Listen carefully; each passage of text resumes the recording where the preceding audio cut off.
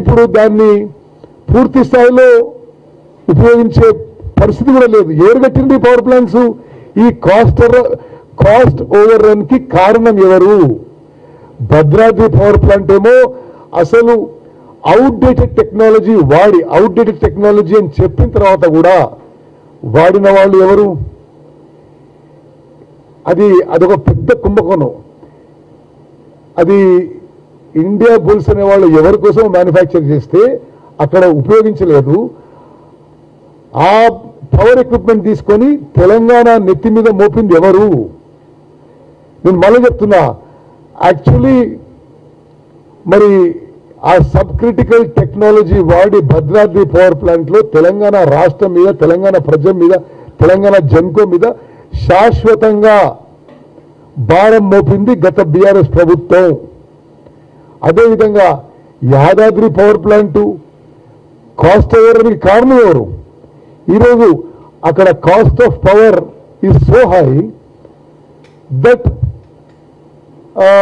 These power plants are being forcefully shut down for some time. ఎందుకంటే దేశంలో ఎక్స్చేంజ్లో ఇక్కడికంటే తక్కువ కాస్ట్కి పవర్ వస్తుంది. మరి ఇది వాస్తవం అయితే మరి దాంట్లో కుంభకోణం, దీంట్లో కుంభకోణం మరి అనే వాళ్ళది అసలు పూర్తిగా అర్ధరహితం. ఇది పూర్తిగా అబద్ధాలు, అసత్యాలని చెప్పి మేము మనం చేస్తున్నాము.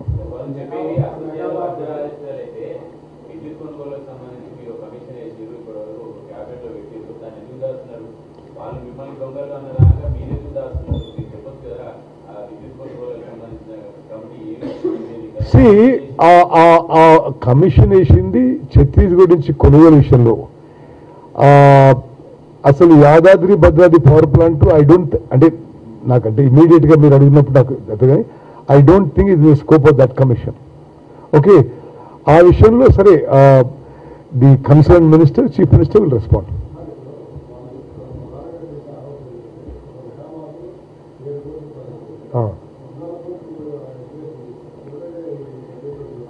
తిరుపతి రెడ్డి అది కట్టడం మొదలుపెట్టిందా? నువ్వు అంటున్న పవర్ ప్లాంట్ కట్టడం మొదలుపెట్టిందా? అసలు అది శాంక్షన్ అయిందా? అది గ్రౌండ్ వర్క్ అయిందా? నేను అంటే వాట్ ఏ రిడిక్యులస్ అక్యుజేషన్. అసలు దానికి అరే మీరు భద్రాద్రి పవర్ ప్లాంట్లో అసలు ఎంత దోచుకున్నారో మీకే తెలవాలి. బట్ కేంద్ర ప్రభుత్వము, దేశ విదేశాల ఎక్స్పర్ట్స్ భద్రాద్రి పవర్ ప్లాంట్లో సబ్ క్రిటికల్ టెక్నాలజీ వాడొద్దు అని రాసిస్తే సెకండ్ హ్యాండ్ ఎవరి కోసమో మ్యానుఫ్యాక్చర్ చేసిన ఎక్విప్మెంటు మరి ఇండియా పులిస్తో ఎవరికో ఒప్పందం ఉందో అంటే వాళ్ళు ఒకరి కోసం మ్యానుఫ్యాక్చర్ చేస్తే అది తీసుకొచ్చి తెలంగాణ ప్రజల మీద భారం మోపింది ఎవరు? అంటే it is such a serious thing. నేను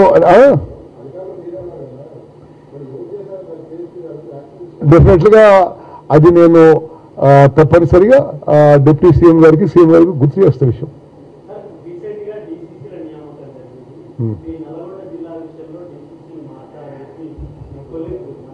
అది పార్టీ ఇంటర్నల్ విషయం, అది నేను ఇక్కడ మాట్లాడచ్చుకోలేదు. Okay, thank you very much. మీ అందరికీ